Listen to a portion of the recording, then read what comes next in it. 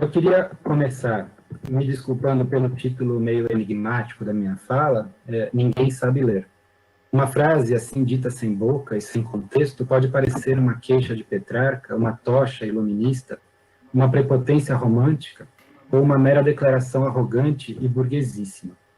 No Brasil de hoje, bem poderia lembrar também certos episódios recentes que já entram na antologia do iletramento nacional, como o CAFTA com P, de um ex-ministro, ou a proposta de uma atual de taxar livros porque são produtos de elite. Mas não é nada disso, esse título é uma citação que eu já vou comentar. O que quero dizer aqui é que não existe um saber ler absoluto, e, portanto, ninguém pode dizer que sabe ler como se já não tivesse que saber ler mais, né? Ou de uma leitura que se desejasse extremamente neutra e passiva, tampouco existe essa possibilidade, uma vez que a leitura é um gesto atual, verdadeiro e real, que também põe no mundo alguma coisa, tanto como faz a escritura.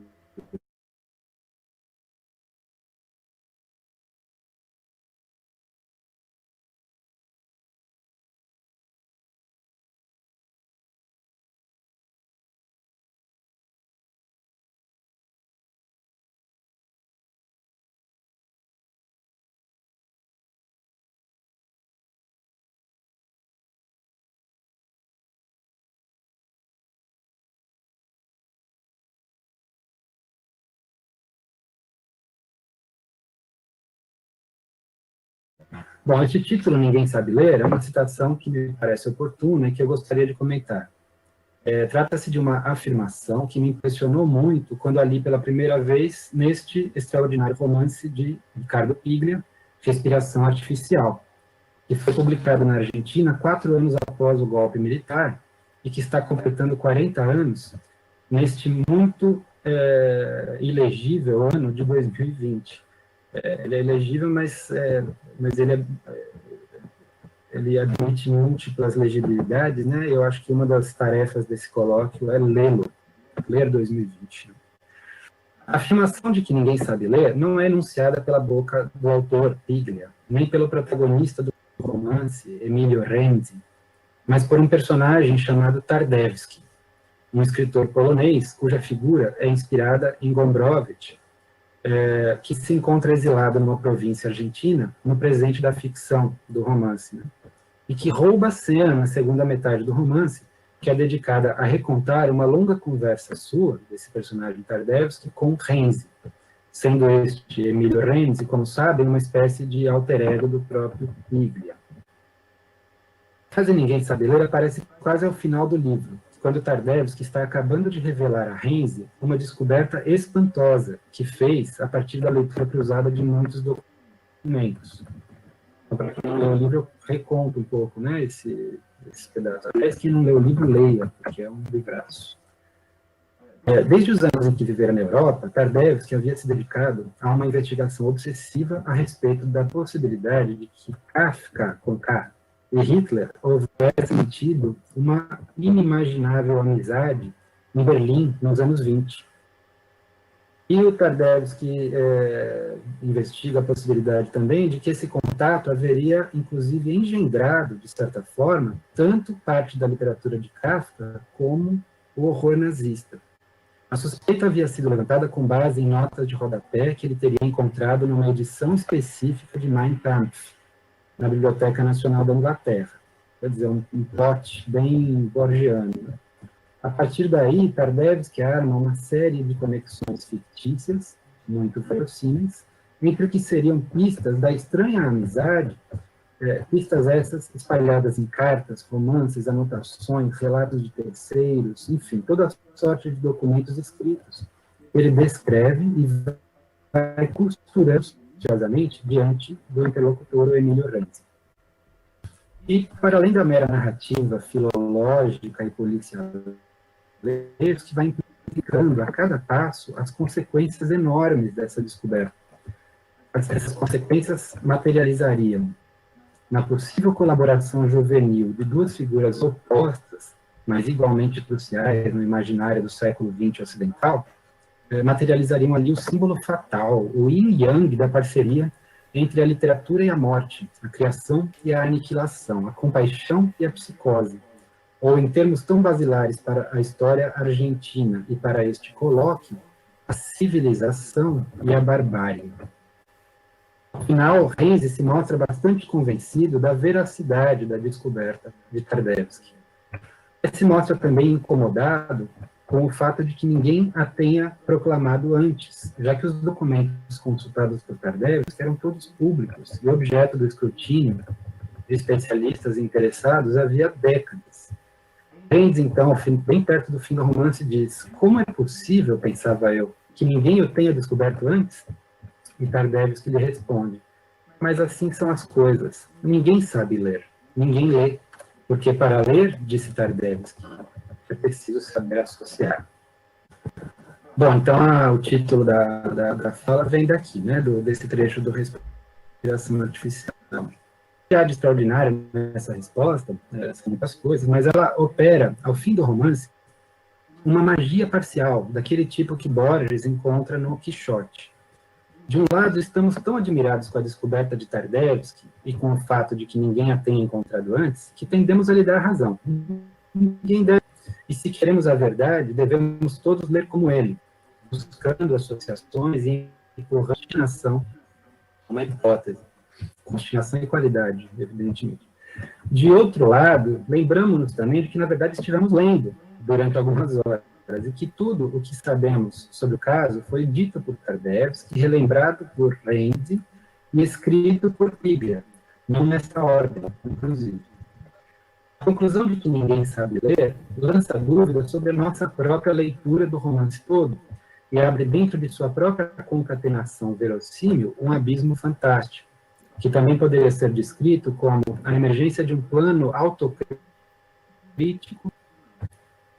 Viver é muito perigoso, como sabem o Byron e o Riobaldo, e ler pode ser muito complicado. Na primeira linha de Respiração Artificial, Renzi pergunta: há uma história? Em espanhol, há uma história? E ali ele está também citando, de certa forma, dialogando com a abertura do famoso El Matadero, né, do mítico fundador da narrativa nacional de ficção, né, na Argentina. Ele diz: há uma história?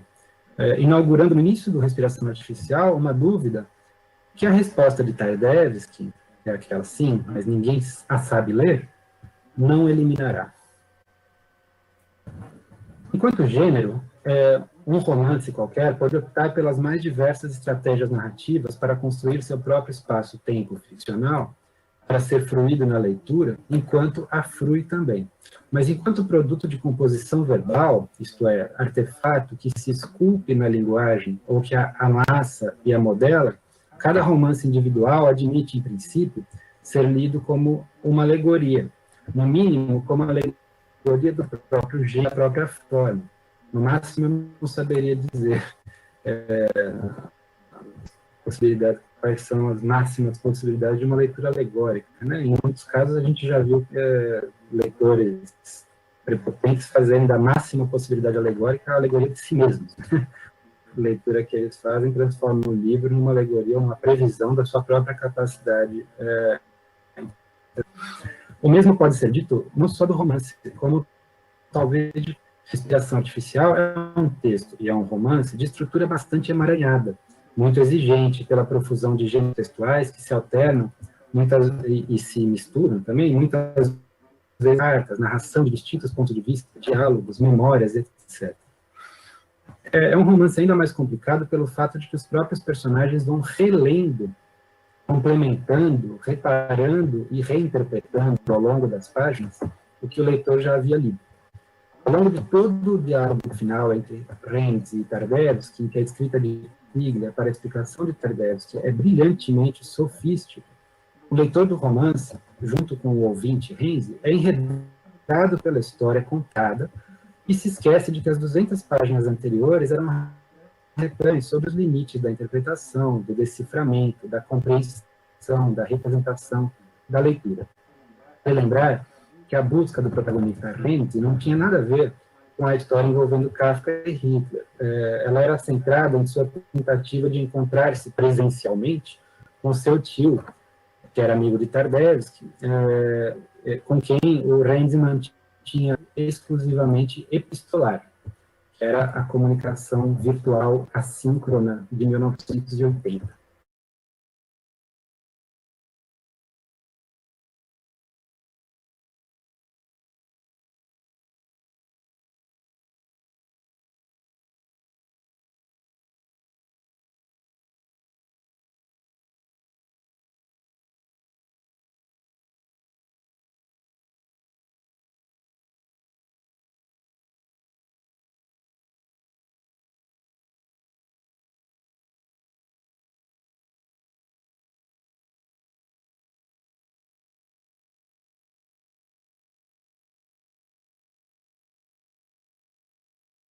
Quer dizer, quem cata os fragmentos do romance é o leitor, embora os personagens se dediquem boa parte ao longo do romance, muitas vezes, a coletar fragmentos, a repensar o sentido deles e tal. De fato, quem vai construindo o sentido da história, que é o que você pergunta se há ou não, se há ou não há, é o leitor. Então, para ler respiração artificial e para ler qualquer coisa, cada individual precisa saber, como diz o Tardelski. Mas o Tardelski, ele também está considerando que, para saber associar, o leitor também precisaria, nesse caso, saber reconhecer, no caso do romance, gêneros, saber reconhecer gêneros e estilos, também suas contrafações e intersecções, e deveria saber discernir figuras, conotações, efeitos perlocutórios, deveria saber cotejar e proporcionar diferentes sistemas simbólicos que estão em jogo, diferentes repertórios de referências e valores, etc. Além disso, muitas vezes acima disso, cada leitor precisaria também saber reconhecer os limites históricos de sua própria experiência, de seu imaginário, de sua posição, que é tão simbólica quanto a da voz que fala no texto, ante quem o leitor, ou essa posição que ele ocupa, se perceberá não como enunciatário, mas como insuspeito co-enunciador, assincroníssimo.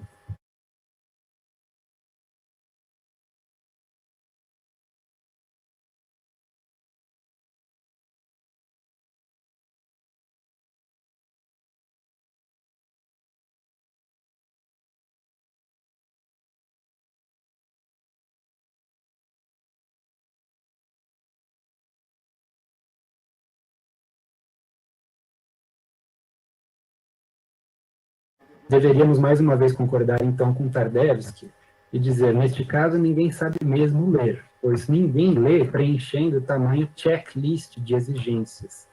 Mas a verdade é que seguimos lendo. Para terminar esse pequeno percurso, né, eu queria citar um trecho de um outro livro, um livro maravilhoso de João Adolfo Hansen, chamado O que é um livro? Uma conferência que ele deu há alguns anos em São Paulo, que foi transformada num livrinho artesanal, e esse livrinho bem que poderia se chamar também O que é ler? Ele diz assim, eu estou citando, seria extremamente desencorajador e mesmo impossível ler qualquer coisa se antes de começar o leitor pensasse no que realmente acontece quando lê. Quero dizer, se sempre pensasse que está totalmente só e que, em frente ao texto, tem de pressupor a série cultural em que ele se inclui e a complexidade sempre presente dos conjuntos intotalizáveis das interpretações polêmicas que já foram feitas e que ainda estão por fazer sobre ele. A leitura pareceria mais improvável ainda se, antes de começar, o leitor também tivesse de ter consciência de todas as determinações históricas de sua individuação. E tudo isso em um ponto de tempo que é sempre outro, o do seu presente atual de leitor, diferente do presente tecnicamente congelado do tempo do texto. Mas o leitor lê, apesar de tudo, como parcialidade. Seu conhecimento das determinações do texto e de suas determinações psicológicas e sociais como indivíduo é sempre parcial. Quero dizer, o leitor é uma parcialidade parcial. Então, a maneira de conclusão, digamos, o que eu queria dizer é o seguinte, o leitor é sempre uma parcialidade parcial, na medida em que ele é uma parcialidade porque ele não é o todo, ele não representa um coletivo, ele não vai ler em nome, né, de todos, mas ele é uma parcialidade. E ainda por cima ele é uma parcialidade parcial, porque sendo já por natureza uma parcialidade, ele ainda por cima será uma parte de si mesmo no momento em que ele lê, uma vez que ainda, mais claro seria quando ele lê de novo, ele já não é o mesmo, né? Além disso, ele pode optar em momentos diferentes de leitura por uma ou por outra tática ou por preferência de leitura, esse tipo de coisa. Então, rapidamente, para concluir, né, ninguém sabe ler. Um romance é uma exclamação dita com entusiasmo, né, por um personagem que acaba de pensar haver descoberto um grande segredo, digamos assim. E ele se queixa de que ninguém sabe ler. E se os outros soubessem ler, a gente já saberia a verdade há muito tempo. Essa é uma colocação bastante perigosa, digamos, no nosso momento atual, né? Em que muitas decisões importantes dependem da autoridade autoproclamada por certos leitores de voz pública, digamos, que dizem saber ler acima de outros e dizem que sabem o caminho para as grandes decisões. Então, isso seria a questão atual levantada pela minha fala.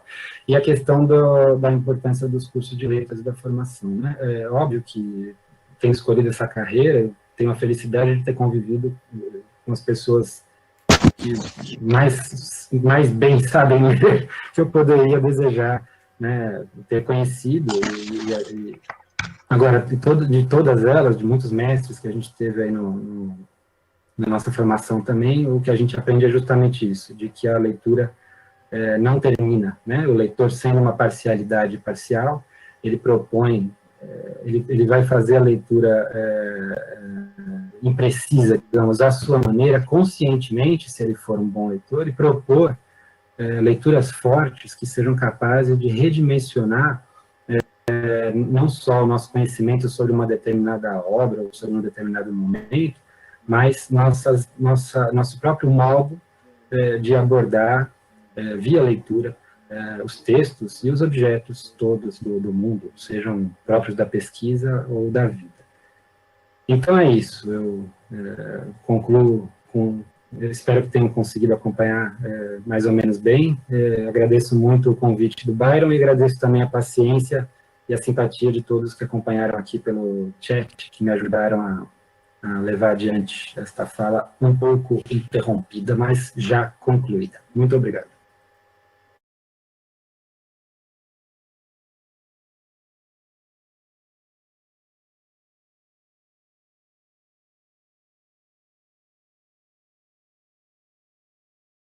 Para começar, gostaria de brevemente descrever, do meu ponto de vista, a imagem escolhida para ilustrar os cartazes deste evento.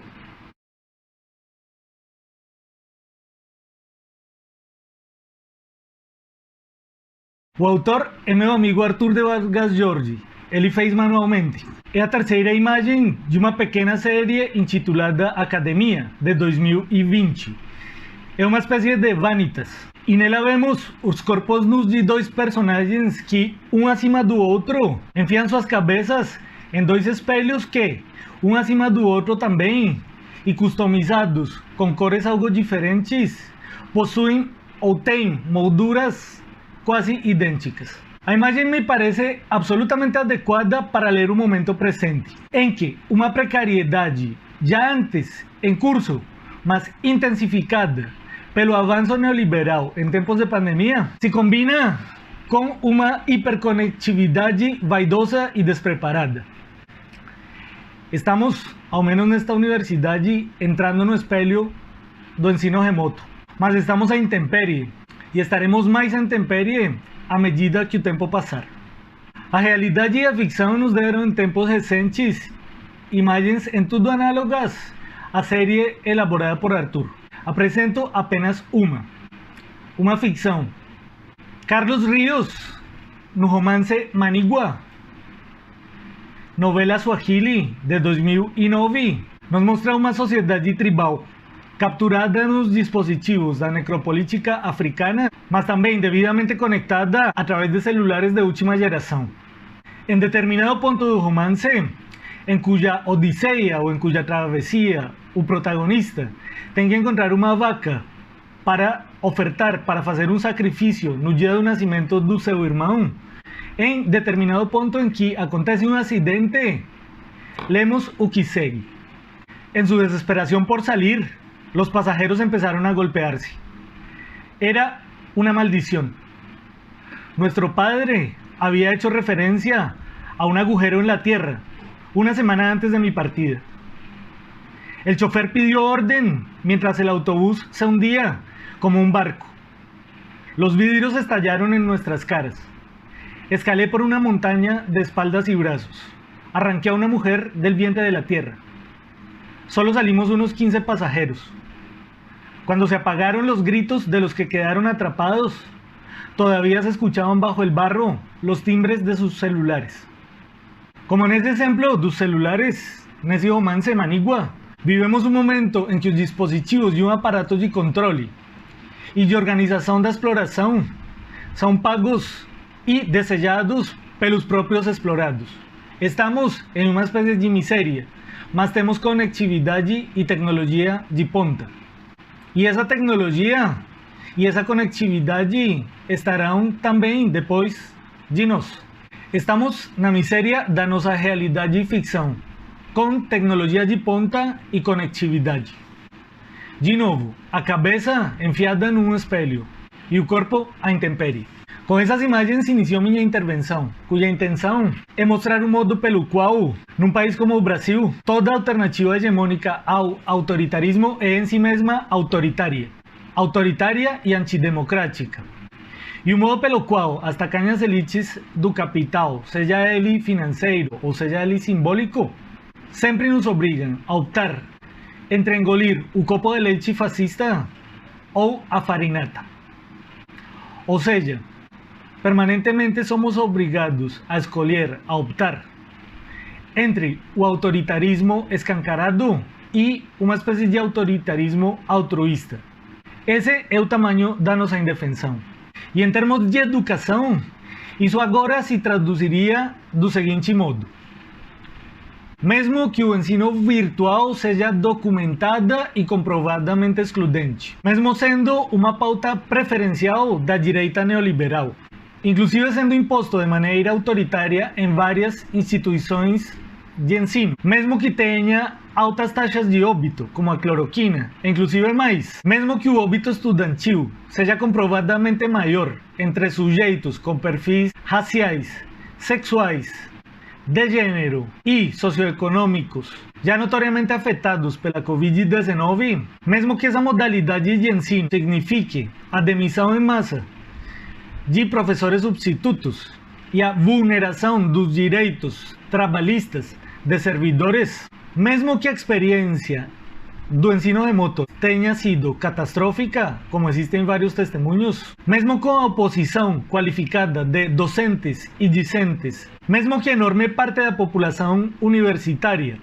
tenha se manifestado contrária ou não tenha se posicionado ou tenha declarado não ter condições para adotar essa modalidade de ensino, mesmo com tudo isso, parece que deveremos estar obrigados a adotar essa modalidade de ensino.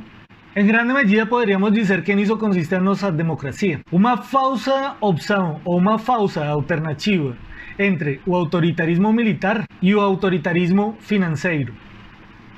Uma falsa opção entre a cloroquina, o ozônio no reto ou a morte desassistida. Uma falsa opção entre Zoom ou Google Meet. Desenvolverei minha reflexão em 5 pontos, que passo a abordar na sequência, começando pelo primeiro. Uma pequena história da partilha do sensível em sua significação estética e política no Ocidente e no Brasil. Vou fazer um breve apanhado desse grande tópico. Jack Hansier tem teorizado um regime estético das artes, contraposto a um regime mais antigo, que seria o regime poético. E esse regime estético das artes não hierarquiza temporalidades, não hierarquiza temas, gêneros, não hierarquiza formas de produção, não hierarquiza as próprias artes entre si. E esse regime estético teve no realismo e no naturalismo, e na chamada arte pela arte, todas as literaturas da passagem do século XIX ao século XX. Teve esse regime estético das artes uma espécie de política da ficção ou da literatura, muito concreta essa política. E essa política consistiu numa resistência literária à premissa utilitarista e liberal que pela via da sobra, ou seja, do dar a ver aquilo que estava oculto por uma antiga fronteira aristotélica, aquela fronteira que separava as existências dignas da ficção daquelas existências que não são dignas da ficção, representando o luxo e o lixo. Esse regime estético, que seria o nome verdadeiro daquilo que confusamente designamos como modernidade, esse regime estético teria desobrigado a arte de toda e qualquer regra específica, constituindo desse modo uma espécie de comunismo literário, de um igualitarismo radical. Um radicalismo ou um igualitarismo radical que doa um espaço inventado e escrito para sujeitos e objetos supostamente destinados apenas à produção ou apenas à obsolescência. Quer dizer, dando um espaço tanto para o proletariado quanto para a própria produção serial. Eu entendo essa intervenção como uma alternativa teórica ao sequestro da diferença. Isso porque representando o não representado e dando a ver o não visto, a ficção, para além de critérios de qualidade, para além de critérios de estruturação narrativa, para além de critérios de estruturação poética, seria uma forma do cuidado. Toda uma política em sentido estrito, porque dispõe corpos no espaço simbólico, ou seja, no espaço social. Isso que com Josefina Ludmer poderíamos chamar a fábrica de presente, que é a imaginação pública. E essa imaginação pública, no caso do realismo, naturalismo e da arte pela arte, assim como Rancière os teoriza, de fato constitui a ficção como toda uma política em sentido estrito. Isso por quê? Porque dispõe corpos no espaço simbólico. Isso para Rancière é um índice democrático muito importante. Inclusive porque, digamos, existe uma revolução estética que precede a uma revolução técnica. Está antes da revolução técnica. Então, esse interesse pelo operário, esse interesse pelo proletário, esse interesse pela fábrica, esse interesse pelos trabalhadores das minas, que vem depois, quando o aparato técnico se modifica e produz, por exemplo, a fotografia ou o cinema. Lembremos que um dos primeiros filmes da história justamente é a saída dos operários da fábrica Lumière. Então, há uma revolução estética que precede a uma revolução técnica. Ou seja, a revolução técnica é possível porque previamente há uma revolução estética, que para Rancière é em si mesma um indício de democracia, porque coloca no espaço simbólico corpos que previamente não estavam visíveis nesse espaço simbólico. E toda hierarquia entre falas e inteligências, assim como toda hierarquia entre as artes, toda hierarquia entre artes, gêneros ou formas se apresenta em si mesma como antipolítica e antidemocrática. Isso porque, entre outras coisas, nesta noção de democracia que é trazida por Rancière em livros como O ódio à democracia, é justamente um tipo de vida em que no presente aceitamos viver em função de um igualitarismo radical, em que as inteligências não estão hierarquizadas e em que a existência também não está hierarquizada, não há existências umas mais importantes que as outras. Acontece, por outra parte, que entre nós, esse realismo-naturalismo não se deu do mesmo modo. Por aqui as coisas aconteceram de uma maneira diferente. E também não há nada mais colonizado que uma aplicação direta e seca da teoria francesa aqui no nosso entrelugar latino-americano. Inclusive porque entre nós o que triunfou foi um certo viés do naturalismo. E isso por uma adoção higienista diretamente dos preceitos, por exemplo, de Émile Zola. Como sabemos, o pobre no paradigma estético brasileiro, que aliás é um paradigma fortemente atravessado pela racialização dos sujeitos, é um paradigma fortemente racializado. O pobre no paradigma brasileiro é um problema, é uma espécie de doença, é algo a ser superado ou algo a ser formado. Esse tipo de leitura, como sabemos, é muito característico do século XIX. Só que não raramente encontramos também manifestações desse tipo de leitura no século XX e no século XXI. é uma espécie de constante. No século XX e no século XXI encontramos fortes indícios ainda da política que prefigura esse tipo de naturalismo na sua aplicação, digamos, local, regional, que inclusive é uma aplicação bastante afim com as noções do naturalismo e do realismo em toda a América Latina. Agora, essa ideia não é minha, essa ideia eu estou tomando deste livro, de 1984, de Flora Susequindy.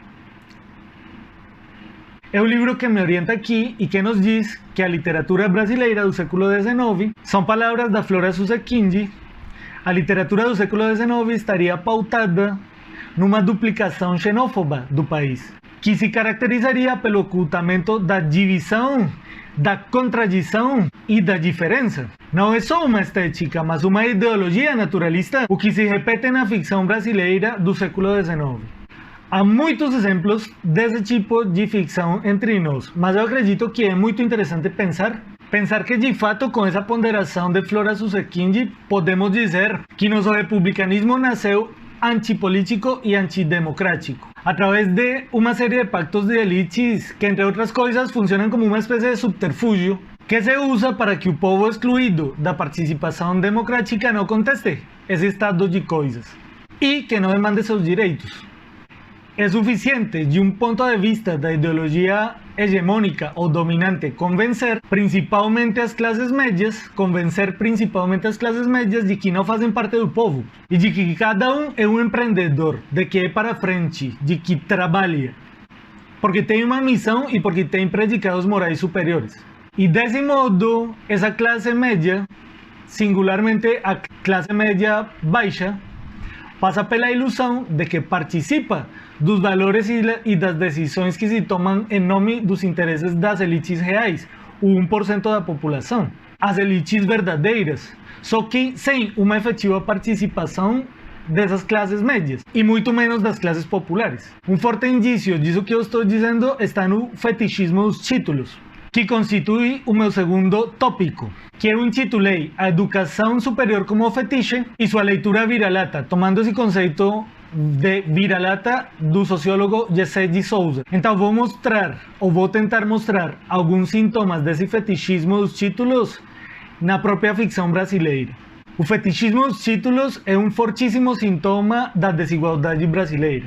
E nós temos inúmeros exemplos disso, mas eu gostaria de retomar Flora para dizer, junto com ela, que a ficção brasileira visibilizou um certo tipo de cidadania ou um certo tipo de sujeito em detrimento de outros. E quando esses outros foram visibilizados e foram representados, isso se fez num viés bestializador. E aqui também retomo o texto de 1994 de Silviano Santiago. Se abriu mão do bárbaro supostamente para civilizá-lo. Na verdade, foram erigidas autoridades absolutas e tão volúveis por vezes quanto os bacharéis machadianos. E por esse caminho, o que temos é o que temos. De fato, o conto de Machado de Assis, Teoria do Medalhão, publicado em 1882, pode ser uma excelente entrada para compreender essa importância mínima do saber, face à importância imensa da distinção.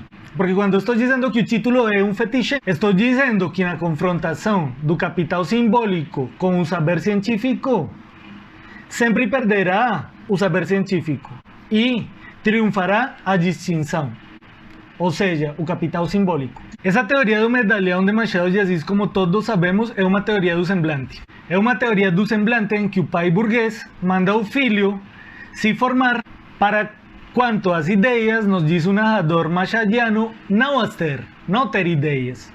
Não ter ideias, absolutamente. Porque é mais proveitoso elaborar a aparência de quem tem ideias. Isso quer dizer que o semblante do medalhão serve para disfarçar, para fantasiar a pura arbitrariedade de razão, o caos autoritário de necessidade e a mediocridade de organização cultural, de organização do saber em prol do progresso ou da civilização, em prol do processo civilizatório, enfim. E isso, entre outras coisas, serve para, como dizia Flora Susequindy, ocultar a divisão, a diferença e a contradição, que afinal são constitutivas de todo sujeito histórico.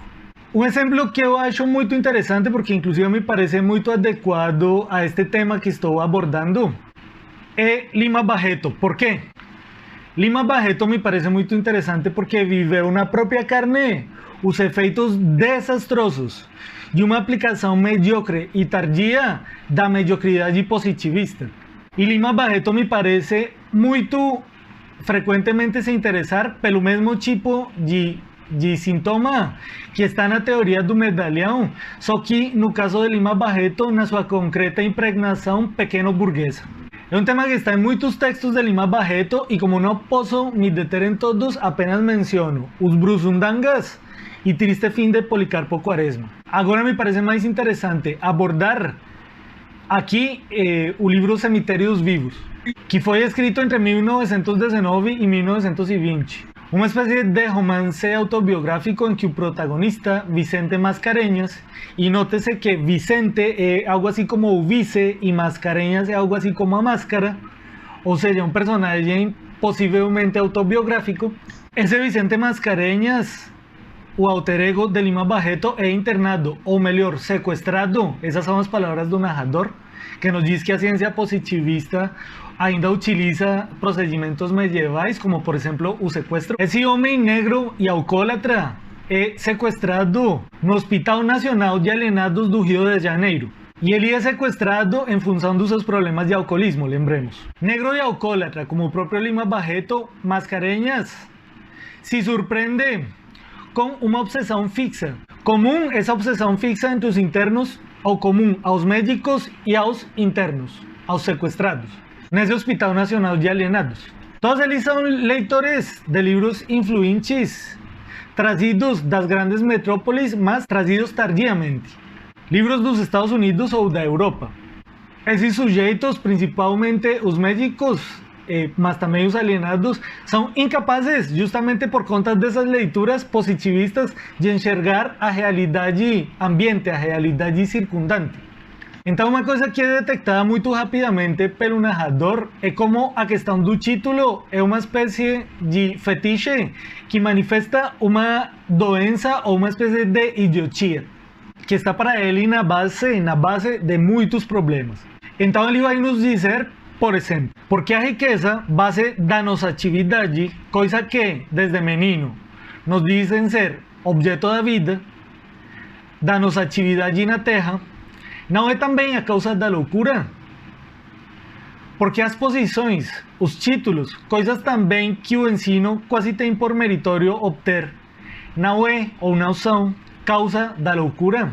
Vou compartilhar outra citação em que Lima Barreto se estende um pouco mais sobre esta ideia da idiotia. Esta nossa sociedade é absolutamente idiota. Nunca se viu tanta falta de gosto. Nunca se viu tanta atonia, tanta falta de iniciativa e autonomia intelectual. É um rebanho de panúrgio, que só quer ver o doutor em tudo, e isso cada vez mais se justifica quanto mais doutores se desmoralizam pela sua ignorância e voracidade de empregos. Quem quiser lutar aqui e tiver de fato um ideal qualquer superior, há de por força cair. Não encontra quem o siga, não encontra quem o apoie. Pobre há de cair pela sua própria pobreza. Rico há de cair pelo desânimo e pelo desdém por esta brusundanga. Nos grandes países de grandes invenções, de grandes descobertas, de teorias ousadas, não se vê nosso fetichismo pelo título universitário, que aqui se transformou num título nobiliárquico. É o dom espanhol. Un síntoma semelhante con esse detectado por Lima Barreto será detectado posteriormente por um estrangeiro, por Roberto Alt, que em 1930 vem ao Brasil, mais concretamente ao Rio de Janeiro, para fazer algumas das suas crônicas, que ele denominava aguafuertes, e veio fazer essas crônicas para o jornal El Mundo, de Buenos Aires. Depois de fazer um profundo diagnóstico sobre o estado de uma sociedade que só aboliu formalmente a escravidão muito tardiamente, Roberto Alt detectará o mesmo tipo de sintoma, nos dizendo, a frase concreta de Roberto Alt é: Aquí se arregla a las personas con conversación y títulos, no con plata. Uma espécie de fetichismo dos títulos, justamente. Como dizia, esse é um sintoma muito profundo e está presente em muitíssimos outros textos. Por exemplo, em alguns dos romances de Clarice Lispector. Penso neste momento em A Paixão Segundo GH, de 1964, ou também em Água Viva, de 1973, em que a virtualidade desse outro, que constitui a mais absoluta alteridade a respeito das classes intelectualizadas, esse outro absoluto constitui o mais absoluto e o mais concreto sintoma de mal-estar dessa classe intelectualizada. E esse outro está constituído pelo próprio povo. Esse povo que, de acordo com o romantismo, deveria ser humanizado, formado, via consumo de literatura inclusive, ou seja, via letramento e via leitura. E esse outro é sempre muito mais virtual e prospectivo, projetivo do que concreto. Por esse motivo, no romance de Clarice, mais especialmente ou mais salientemente em A Paixão Segundo GH, as analogias desse outro transitam por alteridades tão grandes como Rainha da África, Demônio ou Barata. E esse outro habita os quartinhos da empregada do apartamento do intelectual, nesse caso de Clarice, da intelectual, convivendo com ela no seu dia a dia e constituindo um dos seus mal-estares concretos, ou talvez seu mal-estar mais profundo. Desse modo, e agora vou compartilhar mais uma citação, desse modo pouco surpreende a infame crônica de 2001, de autoria de Mário Prata, que se chama A Empregada. E nessa crônica lemos o seguinte: já tive grandes e inesquecíveis empregadas. Mesmo agora, a de São Paulo, por exemplo, chama-se Goretti. Tem 1,5 metros, não come e assovia. E é eficientíssima. Divide a semana entre a casa do professor Antônio Cândido, doutor em literatura, e na segunda-feira divide a semana entre a casa do professor Antônio Cândido, doutor em literatura, na segunda-feira, há 30 anos. Na terça, vai na casa da Marta Góes, jornalista e escritora, e Nirlando Beirão, jornalista e escritor há 27 anos. Na quarta, dá um trato na vilinha do Antônio Prata, escritor, há 7 anos. E na quinta, vai a minha. E é analfabeta. Então percebamos que essa desigualdade em um quadro de dependência como o que vivem as nações latino-americanas e o Brasil, obviamente. Num quadro de absoluta dependência, essa distância entre a empregada e o intelectual é uma distância absoluta.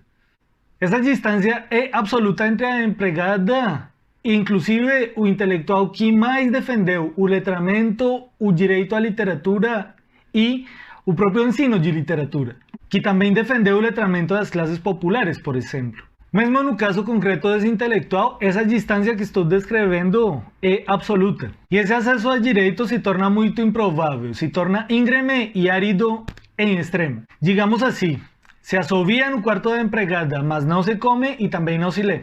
Hoje que o filho da empregada tem algo mais de possibilidade de acessar a universidade, perdeu em parte seu valor de fetiche. Porque inclusive passou, e disso todos temos notícia, passou a se transformar em uma espécie de fábrica de títulos profissionalizantes e de certificados de competências. E também passou a sustentar o formalismo de uma pequena burguesia que pretende um acesso ao trabalho de mercado através do consumo.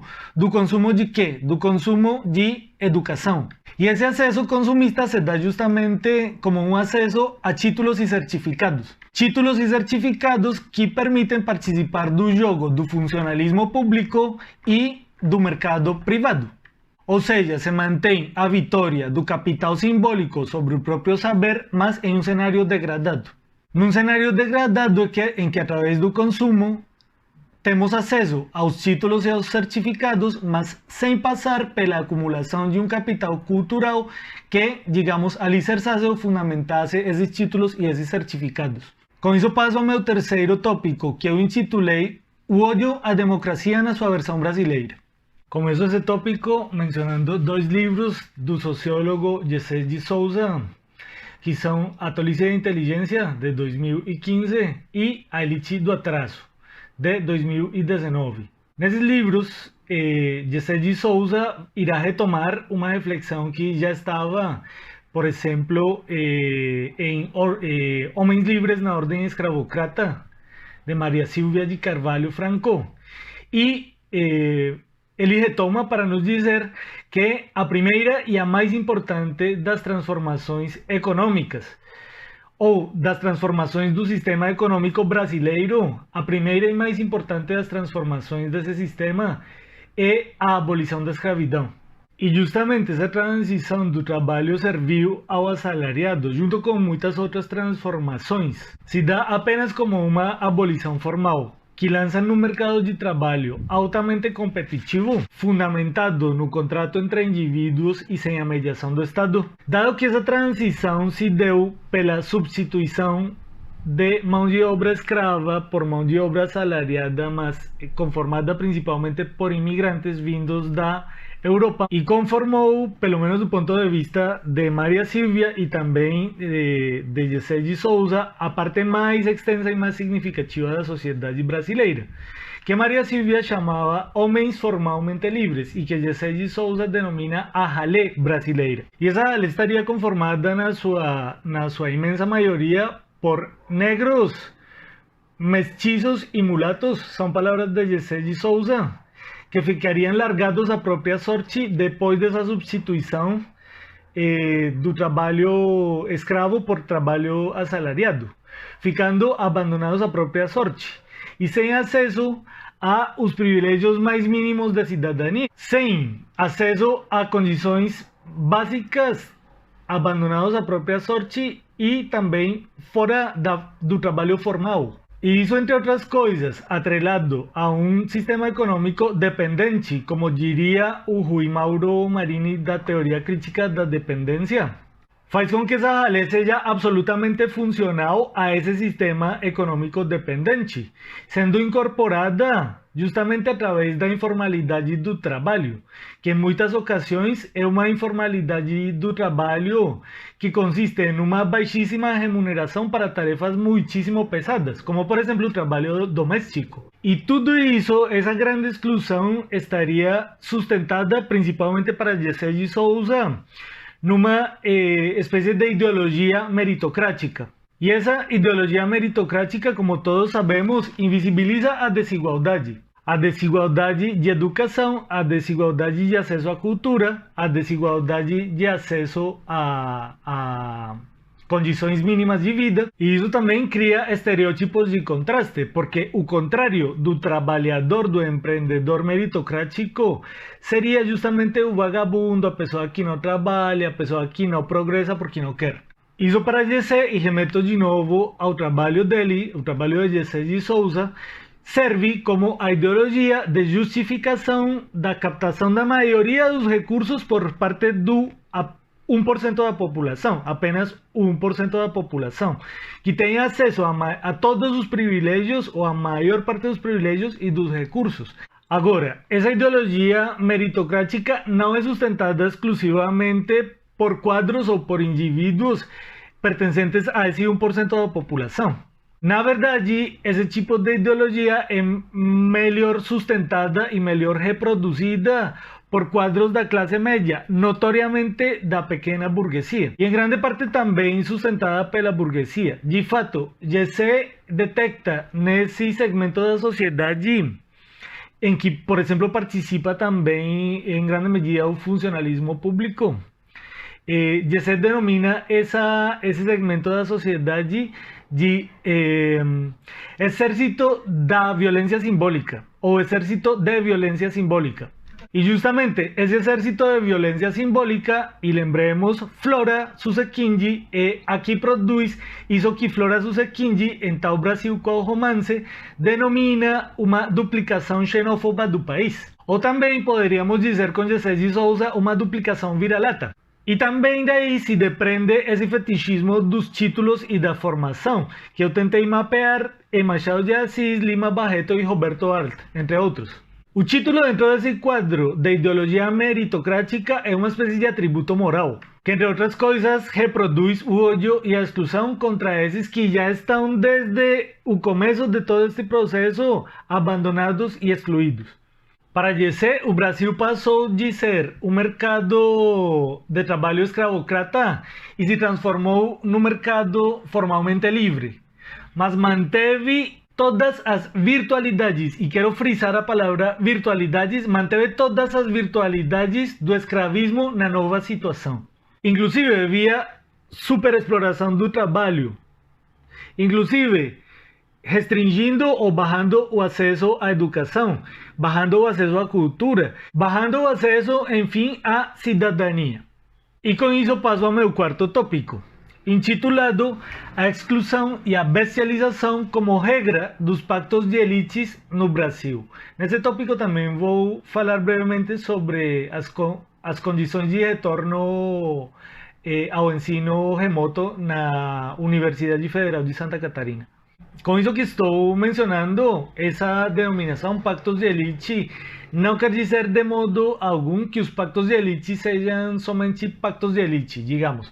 Há uma espécie de imposição de estados de coisas que se pensam sempre como decididas em uma espécie de cúpula de que alguns segmentos da sociedade acreditam participar, mas na verdade não participam. Inclusive, essa concordância com isso que é decidido em altas cúpulas, muitas vezes, trabalha contra os interesses desses segmentos da sociedade que se sentem como fazendo parte da elite, apesar de que não participam. Gostaria de lembrar, junto com Silviano Santiago, no ensaio Os Bestializados, do ano 1994, um documento histórico assinado por Aristides Lobo, e que dá conta de que a própria República Brasileira foi fundada na ausência de povo.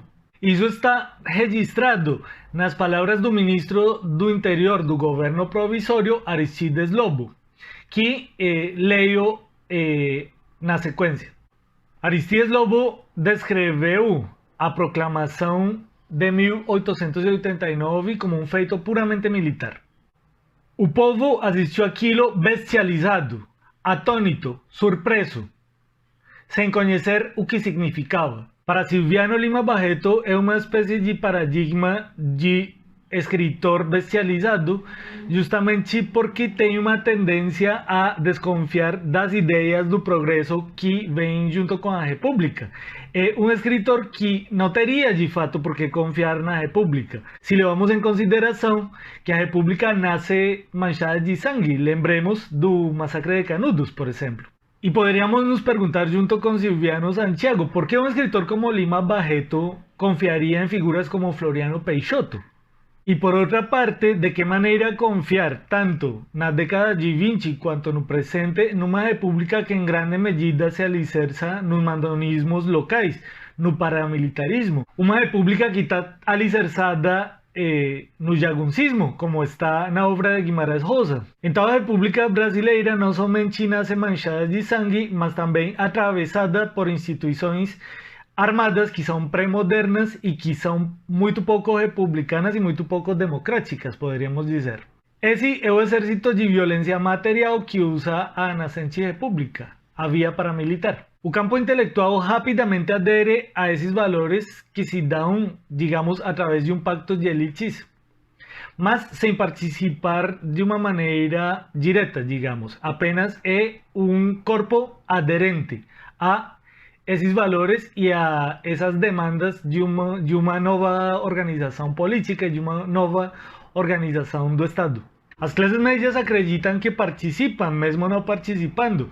E a respeito concretamente do campo intelectual e do campo literário, nós temos trabalhos interessantíssimos, como o trabalho de Randall Johnson, ou o trabalho de Sergio Miceli, ou o trabalho de Nicolau Shevchenko. Isso quer dizer que, localizado na zona dominante do espaço social, ou seja, dentro do campo do poder, o campo literário e acadêmico não domina esse campo, mas participam e expressam de várias maneiras as clivagens que caracterizam o pensamento da elite social de modo geral. E desse modo, servem, em última instância, para reproduzir, em um mercado de bens simbólicos, a estrutura hierárquica da sociedade. E algo que expressa de maneira muito clara essa servidão a uma estrutura hierárquica é o sentido de uma missão autoatribuída, que frequentemente assume a forma de consciência, guia, mentor ou voz nacional. Esse senso de missão desde o romantismo se manifesta no trabalho e se manifesta nos valores e se manifesta nas intervenções da classe intelectual em várias circunstâncias. Agora prefiro falar um pouco sobre o presente, porque justamente essa estrutura hierárquica da sociedade se processa também através de uma atualização das ideias. No presente, o campo acadêmico e o campo literário estão mais claramente especializados e desvalorizados, porque nós estamos numa temporalidade do chamado neoliberalismo cognitivo, próprio de um capitalismo tardio. E neste tempo, e tomo aqui uma expressão de Mark Fisher, nós estamos em um tempo em que tudo que é sólido desmancha nas relações públicas. Tudo que é sólido desmancha nas relações públicas.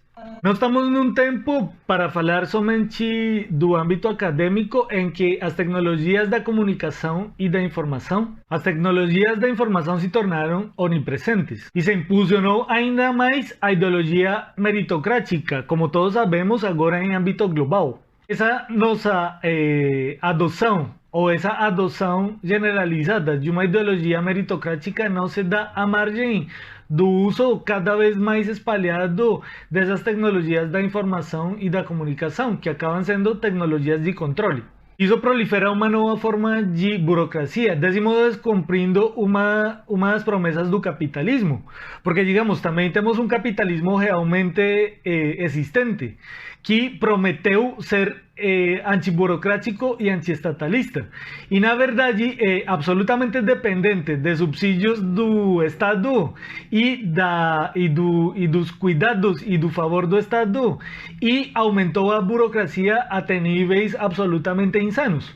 Nós vivemos uma burocracia dos objetivos e das metas, uma burocracia dos resultados projetados e das declarações de princípios, e também de declarações de intenções de modo geral.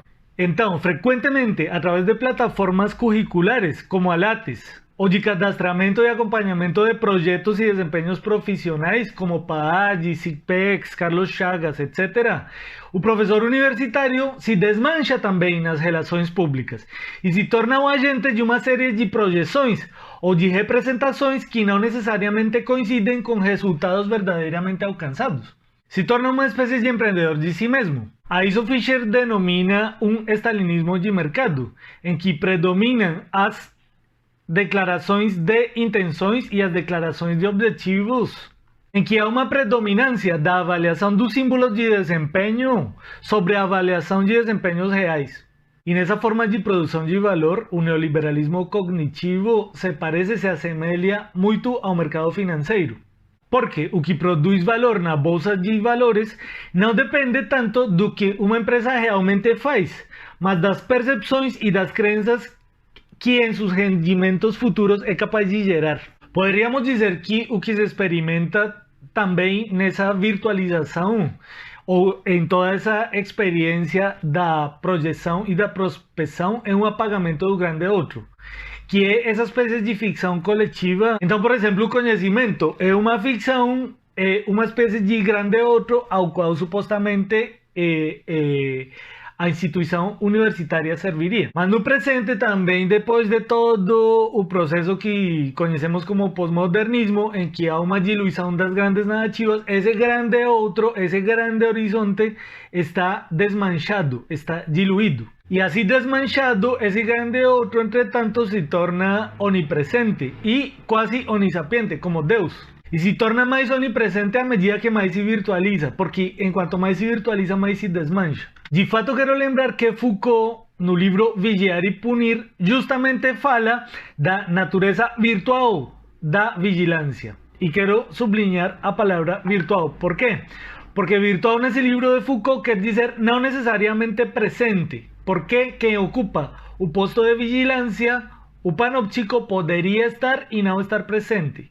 Virtual, ou seja, sem um modo de garantir a sua presença, esse vigilante se torna também onipotente, se introjeta no sujeito que passa a se autovigiar e autocensurar, pois atua como se o tempo inteiro estivesse sendo observado.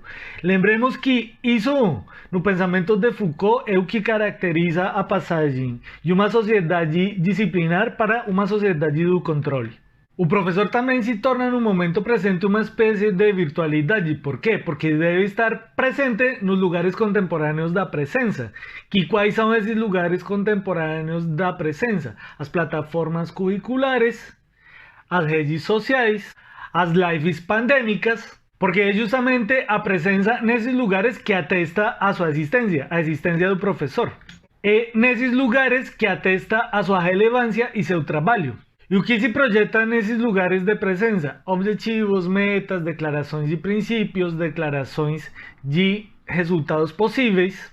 Dado que as bandeiras meritocráticas, como disse antes, ondeiam para ocultar a divisão, a diferença e a contradição entre as classes sociais, o único debate que foi encarado pela comissão acadêmica, designada pelo Comitê de Combate à Pandemia do Covid-19, por sua vez, designado pelo Conselho Universitário da UFSC, essa comissão parece ter transformado a circunstância pandêmica brasileira apenas numa questão de conectividade ou não conectividade, meramente instrumental, pois a discussão e os trabalhos dessa comissão apenas priorizaram as dificuldades tecnológicas dos estudantes, deixando em segundo lugar a segurança alimentar, a segurança habitacional e a segurança psíquica dos integrantes da comunidade universitária e inclusive da população universitária mais vulnerável. E desse modo pouco surpreende que numa circunstância de pandemia e sem nenhuma ameaça de fato, mas só ou somente sob o ataque midiático, grupos empresariais como Floripa Amanhã ou a autodenominada Floripa Sustentável, grupos que sempre assediaram a universidade porque, inclusive, eles concorrem com a universidade pública no setor da educação, no caso, no setor privado, e por isso usam sua própria mídia como uma arma de propaganda em contra da universidade pública. A universidade assediada dessa maneira e nestes tempos de pandemia aprova, em corpo representada pelo seu conselho universitário, um retorno remoto, amplamente despreparado, sem crítica e sem debate. Inclusive eu diria, de maneira contrária a importantes conhecimentos produzidos pela própria universidade. Dessa maneira, inclusive, descumprindo alguns dos seus propósitos iluministas, digamos. E a exclusão e a expulsão de componentes muito vulneráveis da comunidade universitária é fato comprovado em outras instituições que previamente adotaram estas modalidades de ensino. Inclusive, está documentado e está bastante estudado, como disse antes, por docentes e por discentes da própria Universidade Federal de Santa Catarina. Então, nesse ponto, é possível dizer que o campo acadêmico participa dos valores promovidos por uma elite real, pelo 1% da população, mas faz isso em nome de valores supostamente autônomos distorcidos. Pensemos, por exemplo, na tão lembrada autonomia universitária.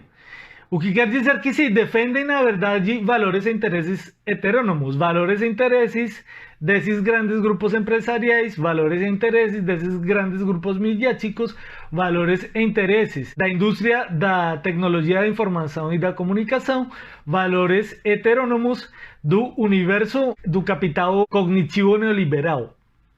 Em meio a uma pandemia, a universidade, infiltrada pelo aparato privado, parece mais preocupada em como contribuir com essa nova normalidade do que em como pensar respostas e perguntas para a crise econômica, psíquica e sanitária que abala a nossa sociedade. Por esse caminho, trabalha a revelia da sua própria existência como universidade pública, autônoma e de qualidade. Isso quer dizer que a boiada passa pela universidade, só que em grande medida com apoio da própria universidade. Por isso é possível dizer que estamos à intempérie, com a cabeça enfiada no espelho, e que a universidade dá prioridade a demandas e necessidades do 1% da população. Nós obedecemos ao Ministério da Educação Planetário, que é a aliança OCDE-Banco Mundial, e obedecemos em nome de interesses privados, de acordo a uma mentalidade da pequena burguesia que projeta sobre si os valores, demandas e necessidades da elite real. Com isso, quero passar a meu último tópico, que intitulei o autor como produtor, mas que poderia ter intitulado o professor como produtor. Uma espécie de alternativa benjaminiana. O ensino remoto, apresentado inicialmente como solução emergencial, não será temporário nem emergencial. E já é possível observar que o investimento em tecnologias da informação e da comunicação é recorrente nas instituições públicas e nas empresas privadas de educação para reduzir custos, para diminuir a sindicalização e a combatividade do movimento estudantil e para permitir que o conteúdo seja reproduzido massivamente para diferentes turmas, padronizando saberes e práticas pedagógicas e desvinculando dessa maneira o ensino da pesquisa e da extensão, que era algo para proteger. A estratégia desse governo e de várias reitorias é se espelhar nas universidades particulares, que são grandes empresas para reproduzir e adotar processos de trabalho remoto, privatizando a universidade pública por dentro. Então, o que é vendido como uma solução temporária e emergencial será utilizado para uma reestruturação definitiva. É uma contra-reforma educativa. O que fazer? Devemos simplesmente nos submeter e aceitar essa nova normalidade? Devemos fazer oposição a esse novo estado de coisas que, na verdade, só aprofunda e estende a exclusão e a descaracterização da universidade como instrumento crítico da sociedade? Como fazer oposição nesta circunstância de virtualidade imposta, sem debate, sem crítica e sem preparo?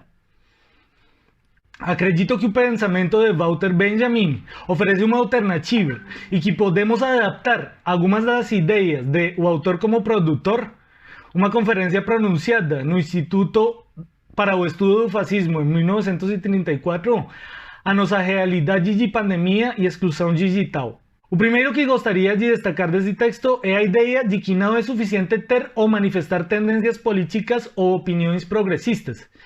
¿Por quê? Porque a tendência política, por mais revolucionária que pareça, está condenada a funcionar de modo conservador, enquanto o escritor, ou no caso, enquanto o professor, permaneça solidário com o proletariado somente ao nível das suas convicções e não na qualidade de produtor.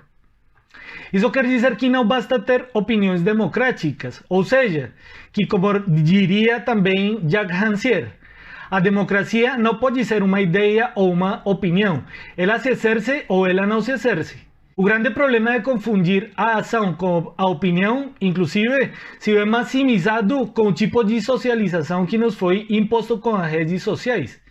Pois não raramente, o docente assume que seu engajamento online é suficiente para combater desigualdades. A opinião em redes, entretanto, é uma forma de consumo.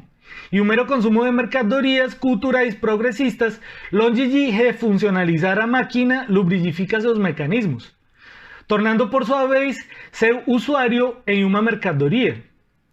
Uma mercadoria que se consome e que se carimba através de likes e de compartilhamentos. Outra maneira de se elaborar numa situação técnica modificada para Benjamin estaria numa subjetivação outra, ou em outra subjetivação, em que o intelectual não se limita à crítica do processo produtivo, mas tem que aprofundar na reflexão e na ação a respeito do lugar que ele mesmo ocupa nesse processo produtivo.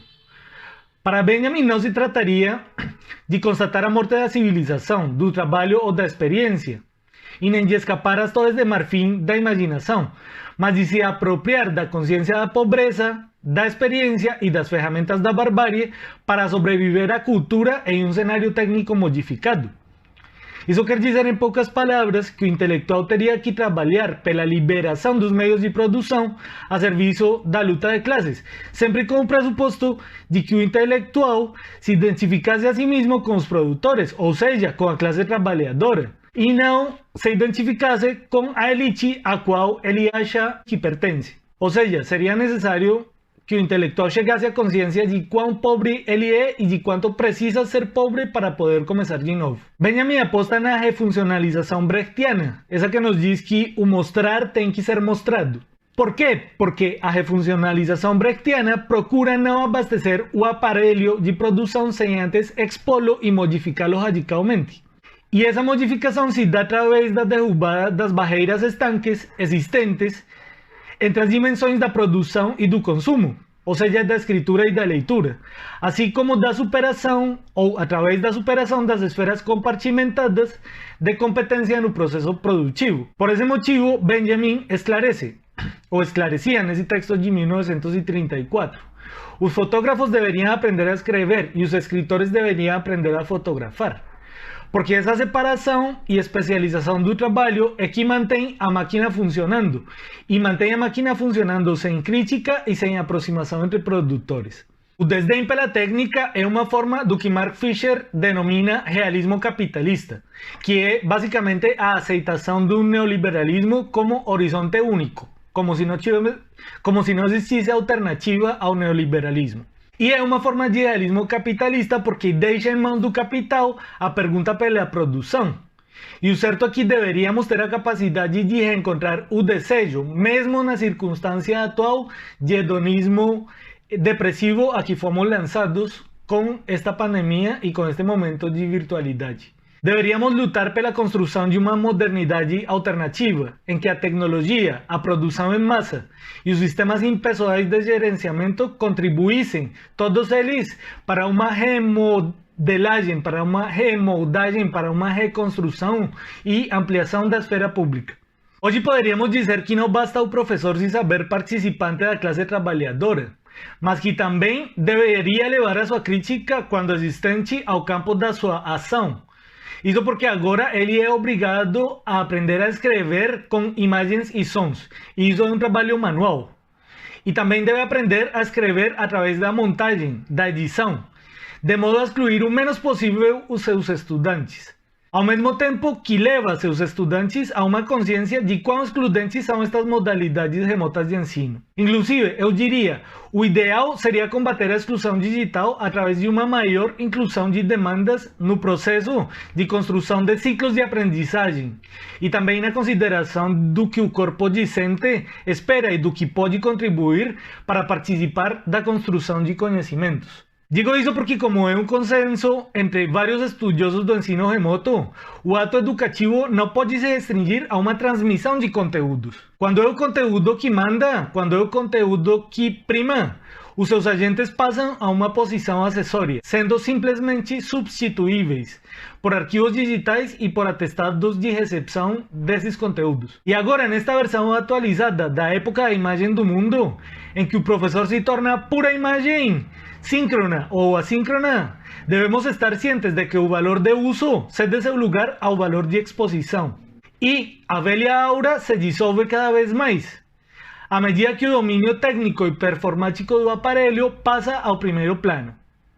Com isso, com o valor de exposição, também deveremos aprender a escrever, e é no corpo a corpo com os dispositivos que são produzidas as subjetividades, como diriam Agamben ou talvez Deleuze. Por isso ninguém fique surpreendido, ninguém fique surpreso se o professor youtuber toma o lugar do professor erudito ou do professor sábio, porque o valor de exposição do professor youtuber na internet é maior, e a sua é a aura nova de uma nova barbárie. É nessa figura que o medalhão de fato se completa como puro semblante. Por quê? Porque não depende da sua competência como pesquisador ou como docente, mas da sua competência como comunicador. E como antes dizia, isso pode se contabilizar rapidamente em likes, em views e em compartilhamentos. Como lidar com esse predomínio da imagem e do conteúdo consumíveis? Apenas me ocorre uma ideia suplementar.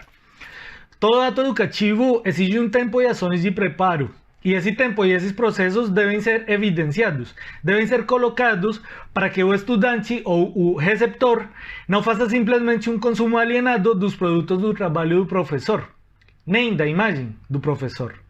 Isso quer dizer que um professor produtor, antes que reproduzir condições, as descobre, ou seja, que antes que ministrar conteúdos que serão recebidos ou consumidos por alunos, o professor produtor deveria deixar à vista seu trabalho e quão excludente e contrária aos próprios valores universais e iluministas que a universidade deveria defender é a imposição remota nas condições atuais. Ou seja, o mostrar deve ser mostrado. Em nada deveria nos surpreender esse tipo de exigência, pois os estudos literários supostamente estão alicerçados em uma compreensão não instrumental da linguagem. A literatura nos diz um amplíssimo leque teórico do autonomismo moderno, as propostas contemporâneas ou os estudos literários não entendem a linguagem como um mero instrumento ou como um meio, mas como seu próprio fazer. Por isso entendemos que a literatura e a poesia são formas de produção.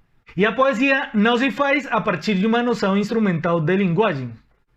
A poesia atinge os limites da linguagem, o seu ser para a morte, a sua finitude, chegando ao balbúcio, chegando ao aturdito, ao delírio, ao não dizer. E desse modo, a poesia desoculta as potencialidades normalizadoras da palavra da tribo, abrindo essa palavra para novas possibilidades, refuncionalizando essa palavra e fazendo os seus usuários produtores conscientes da sua própria alienação e também dos automatismos que nos levam a nunca de fato falar. Ser produtor é trabalhar com o aparelho de produção e contra ele.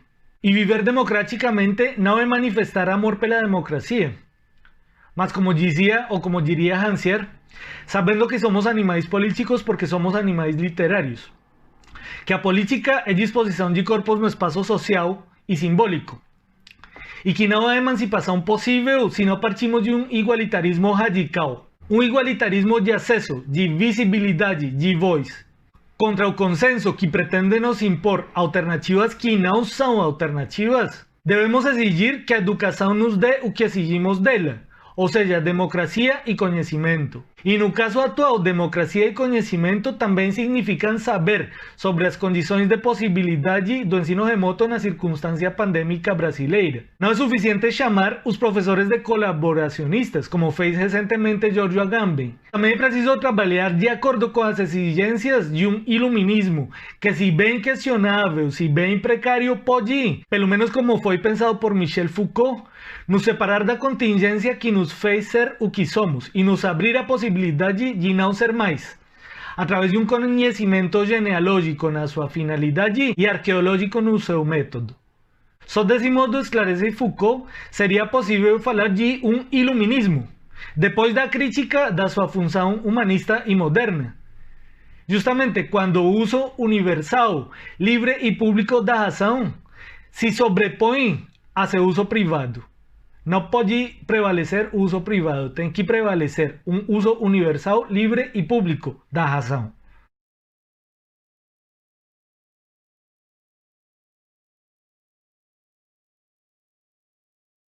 Eu teria um comentário pequeno ou uma espécie de pergunta para ti. Porque esse ninguém sabe ler, digamos, dentro de um paradigma moderno, André, ou do século XX, sim? Digamos que ele se coloca em funcionamento, justamente, digamos que se desdobra na quantidade de teorias, de ferramentas riquíssimas que tivemos para ler e para nos aproximar da literatura. Mas nós estamos num cenário que você, como eu conhecemos muito bem, porque estamos inclusive em um momento em que todo neoliberal que estava escondido no armário saiu com tudo nos últimos tempos e está se nos propondo uma reconfiguração do nosso próprio campo de estudos, sim? Em que a literatura e a teoria não tem lugar algum, sim? Então, de que maneira, digamos, ver esse ninguém sabe ler nesse cenário de formação especificamente endereçada para o mercado? Então, não sei de que maneira esse ninguém sabe ler que é tão produtivo, porque na tua fala se percebe como é produtivo esse ninguém sabe ler. De que maneira você veria isso nesse campo reconfigurado, digamos? Tá bom. Como faz tempo que eu estou fora do áudio aqui, também no chat, se alguém quiser me avisar caso meu áudio esteja ruim, eu agradeço. Então, Byron, bom, sua pergunta levantaria muitas possibilidades de resposta, né? Mas eu vou tentar escolher um caminho que não seja muito longo nem enfadonho, né? Claro, uma pergunta-chave. Aliás, eu tenho acompanhado aqui as lives, você tem se revelado um excelente perguntador também. Eu diria o seguinte, que essa questão, uma atenção para o tema da leitura. você tem toda a razão. Existe um desenvolvimento, quase uma virada leiturística, né, ao longo do século XX, que coloca a gente onde a gente está hoje, de certa forma, né? Sim. Agora, ao mesmo tempo, eu acho que tem duas coisas que merecem ser observadas. Uma delas é que, apesar de todo o desenvolvimento teórico, do pensamento sobre a leitura, e também da entrada do leitor como personagem protagonista, digamos, em muita literatura contemporânea, apesar de tudo isso, eu acho que tem um passo a dar ainda nessa questão da leitura, que eu tentei resumir no início da minha fala, que é a de reconhecer a leitura como enunciação. Quer dizer, e no sentido, tentando já aliar com o quadro mais amplo que você desenhou, do sentido de como que a leitura pode ajudar na resistência, né, dentro da universidade ou da literatura, dos estudos da cultura, a resistência a esses processos de transformação que nos instrumentalizam, querem que os nossos cursos se tornem meras formações técnicas para o mercado, etc. Sim. Eu diria que não só a leitura, o ensino da leitura, a prática da leitura, a área da literatura em geral, ela está vivendo um momento rico de transformação nesse momento, que é a virada performática, diríamos, da palavra falada, né? É claro que a gente, quando ouve um poema, a gente lê também. Quando a gente assiste um espetáculo de dança, a gente pode lê-lo, né? A leitura nunca deixa de estar presente. Mas eu imagino que uma concepção de leitura voltada para a sua produtividade performática, enquanto ato, gesto de enunciação, como eu disse, tentei dizer no início da fala, assim como a escritura põe uma coisa no mundo, a leitura põe uma coisa no mundo. Eu acho que esse seria um caminho interessante. A gente trabalhar a oralidade, a gente trabalhar a escuta e a gente trabalhar a performance. Sobre performance, eu tinha até pensado em falar hoje isso, e não sobre Ninguém Sabe Ler, então eu vou aproveitar a sua pergunta para colocar. Uma das bases conceituais da teoria da performance é a exigência de respirar o mesmo ar, né? Que é o que a gente gostaria de poder fazer hoje e não pode. Então, eu acho que tem um campo de desenvolvimento muito interessante para a teoria da performance, pós-pandemia, que é o seguinte: será que o que a gente está fazendo aqui, essa live, embora a gente não respire o mesmo ar, ela não é performance, né? Ela não pode ser descrita dentro dos quadros dessa teoria, ou ela não pode ajudar a ampliar os quadros dessa teoria, né, para além de uma concepção, às vezes, quase conservadora de que a performance só pode acontecer numa reunião comunitária presencial, né, digamos assim. Bom, concluindo, se a gente tratar a leitura como performance, se a gente procurar, inclusive, as virtudes proteicas da performance nos nossos modos de ler, eu acho que a gente consegue criar coisas novas. Agora, esse amassamento da nossa área, como se ela só devesse formar técnicos para o mercado e tal, é de uma ignorância, é de uma violência indizível, até mesmo do ponto de vista da longa duração, né? A gente forma professores, com certeza, nas letras, a gente forma tradutores. Agora, professores e tradutores são leitores, a gente forma sempre leitores, né? A gente forma vários tipos de profissional, mas sempre leitores. Sem leitor não tem história, não tem geografia, não tem sociologia, antropologia, etc. A literatura, particularmente de ficção, não pode se deixar usar como nota de rodapé ou como ilustração, exemplo ou disciplina ancilar para a filosofia, para as outras ciências sociais, né? A gente tem uma finalidade como área de estudos, né, como campo de estudos, que nem sempre está muito clara, mas eu tenho muita convicção de que a nossa função não se perde de forma alguma, de que, inclusive, de que esses ataques vão gerar perdas que vão ser muito sentidas pelas sociedades. Mas, de todo modo, a gente tem que trabalhar muito para se colocar, para reafirmar a seriedade e a importância do que a gente faz, né? E isso acho que passa um pouco pela criatividade também. Passa pela criatividade. Eu pensava também em relação com isso que tu mencionavas do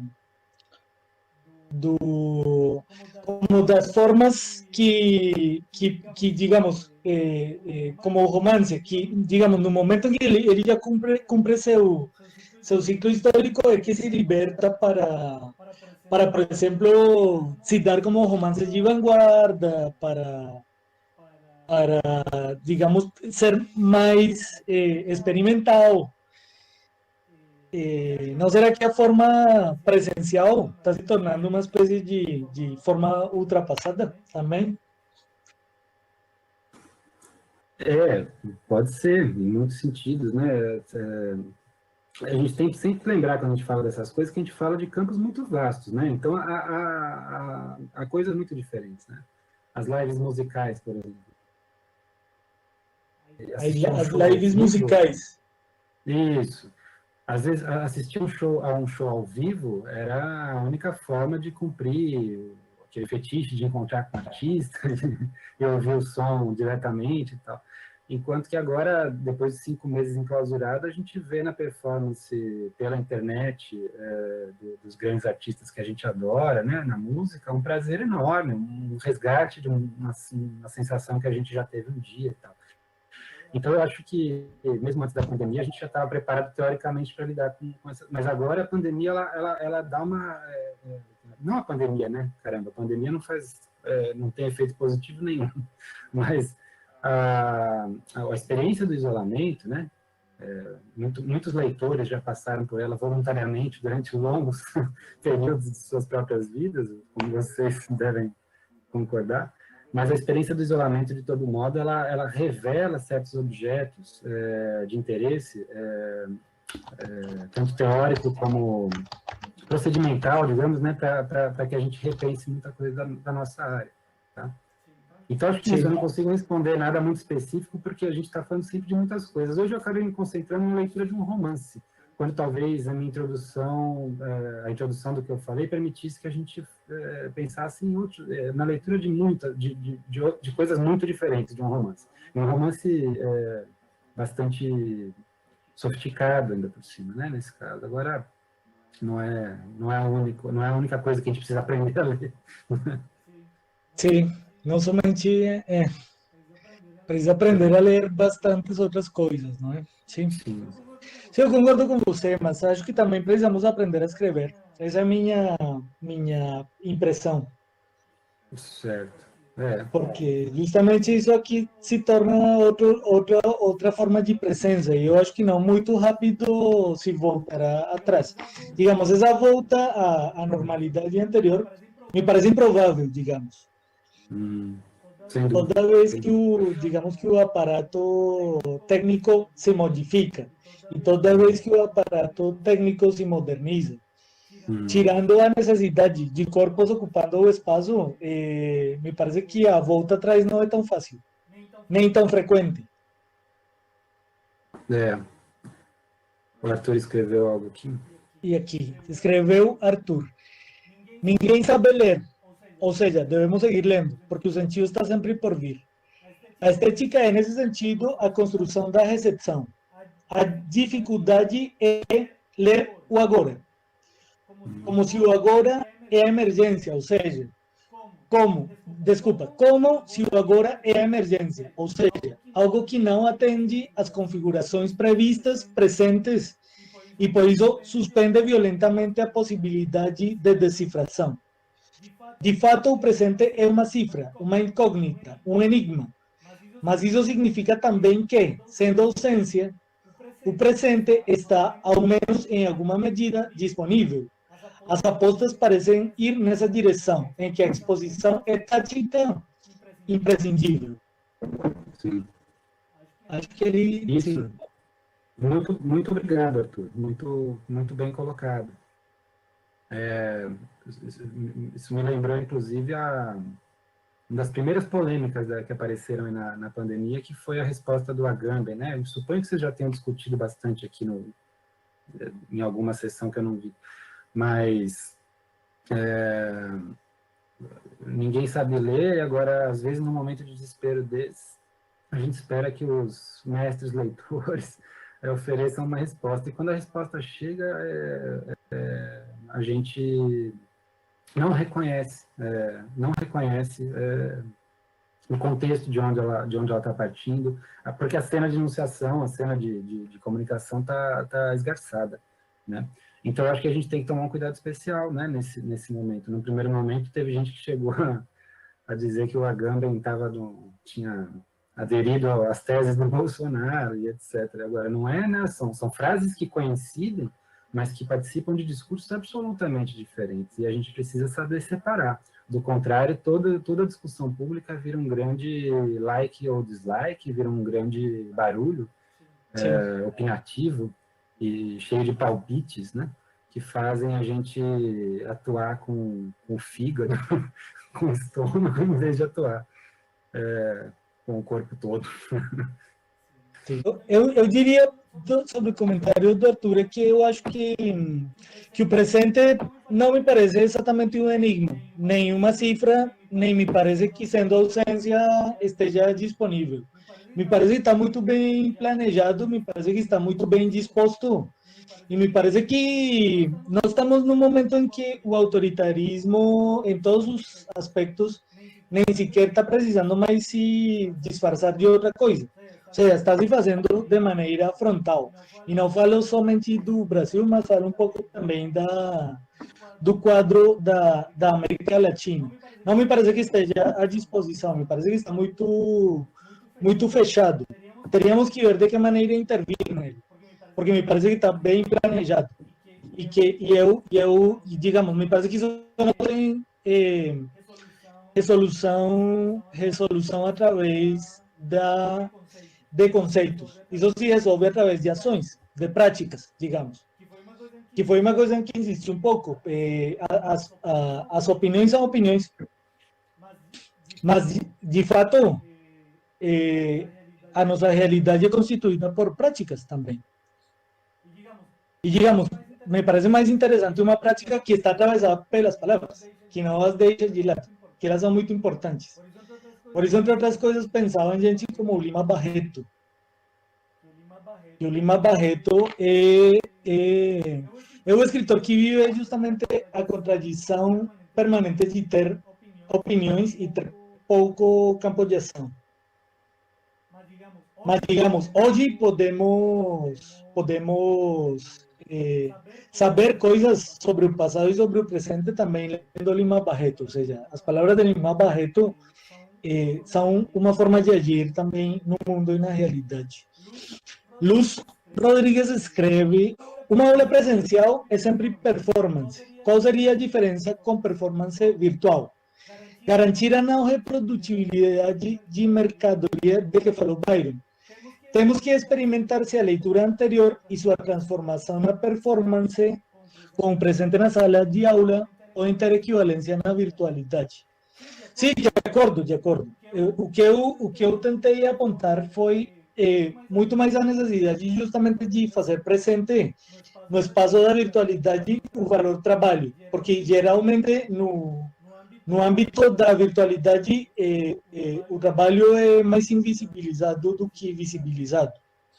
E também o trabalho, digamos, nas condições atuais em que estamos, digamos, iniciando trabalhos. Então, acho que teria uma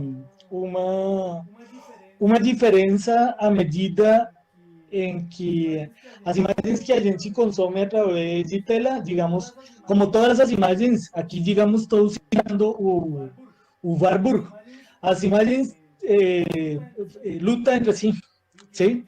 E o que estou dizendo é a imagem do professor agora está nestas telas de duas dimensões. E então, é nesse lugar que a performance acontece. Então, a performance não acontece mais como acontecia no espaço presencial, digamos. Aqui se escreve com imagens e se escreve com som, que é outra forma de escrever, não somente com o corpo e não somente com a textualidade. Queria agradecer a mensagem da Luz Rodrigues, que de fato elaborou melhor o que eu coloquei de uma forma improvisada, né?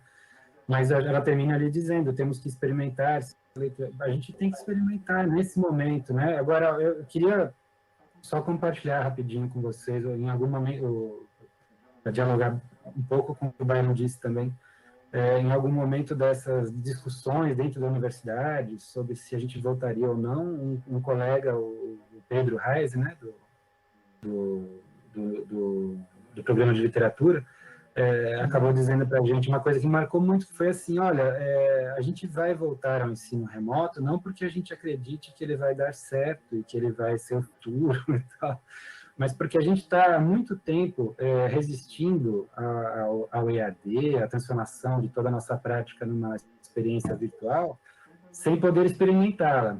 E agora a gente vai conseguir reunir as provas materiais de que ela não funciona tão bem quanto a experiência presencial. E isso ele tem razão. A gente...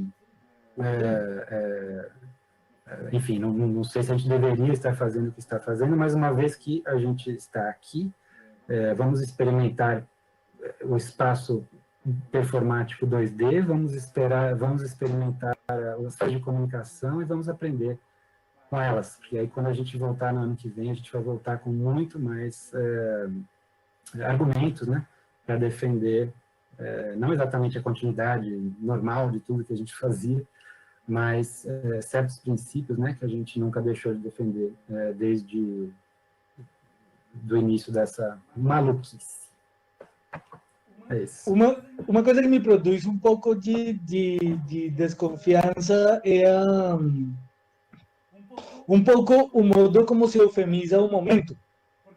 Porque então, no presente, quando sabemos que as taxas de gente que não vai continuar estudos, pelo menos nesta modalidade, são bastante altas, porque foram altas em todas as instituições que aplicaram isso, sim? Isso não é uma invenção minha. Me preocupa que a gente já eufemiza a exclusão. A gente não fala exclusão, nem fala expulsão. A gente está falando evasão. Ou seja, colocando a agência no sujeito que não pode ter acesso a este tipo de educação. Eu acho que uma coisa fundamental é chamar as coisas pelo seu nome. E eu prefiro nesse caso, sim? Aqui, por exemplo, o Ricardo nos escreve um comentário, diz: entre bacharelismos e falantes de javanês que não sabem javanês, como professor, como produtor, pode afetar para além do like, dislike. Aprender a escrever, como afirmou Byron, seria provocar a dúvida e a possibilidade de não saber ler? Eu acho que sim. Provocar a dúvida e a possibilidade de não saber ler, mas também me parece, e nisso eu insisto, que seja falado, e por isso estava falando dos eufemismos, e que seja dito e que seja documentado o modo como, digamos, a leitura se dá neste cenário reconfigurado. Ou seja, colocar a dúvida, mas também, de alguma maneira, apontar para a validade do saber. Nesses dias eu relia o texto do Foucault, que é uma resposta... esse texto que se intitula O que é o Iluminismo, né? E uma das coisas que diz o Foucault nesse texto é que uma coisa que deveríamos resgatar como uma espécie de herança positiva do iluminismo. E estou citando o iluminismo porque, inclusive, uma das coisas que eu estava afirmando é que muito frequentemente a universidade se coloca em contra dos seus próprios pressupostos burgueses, que são a produção de conhecimento universal, sim? E a valorização da ciência. Então, já que a universidade não consegue nem sequer cumprir com seus objetivos modernos e elaborados, obviamente, por uma mentalidade liberal, já que não consegue cumprir esses que, pelo menos de maneira provisória, o conhecimento nos permita saber de que maneira chegamos a pensar do modo como pensamos e de que maneira chegamos a ser o que somos. E nesse sentido é que o Foucault, nesse texto sobre o iluminismo, vai nos dizer que o que é fundamental é fazer um tipo de trabalho, pelo menos nas ciências humanas, que seja genealógico no seu procedimento, no seu método, e arqueológico no seu fundamento, né? Como uma coisa de perseguir origens, mesmo que a gente saiba que as origens nunca estão em um lugar só, sim?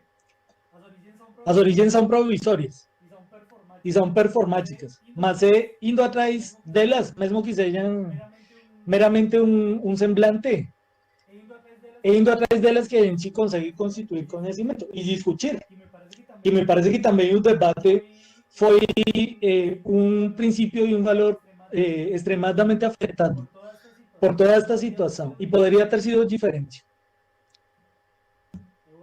Eu acho isso. Então, sim, provocar dúvida, mas também provocar o saber, digamos.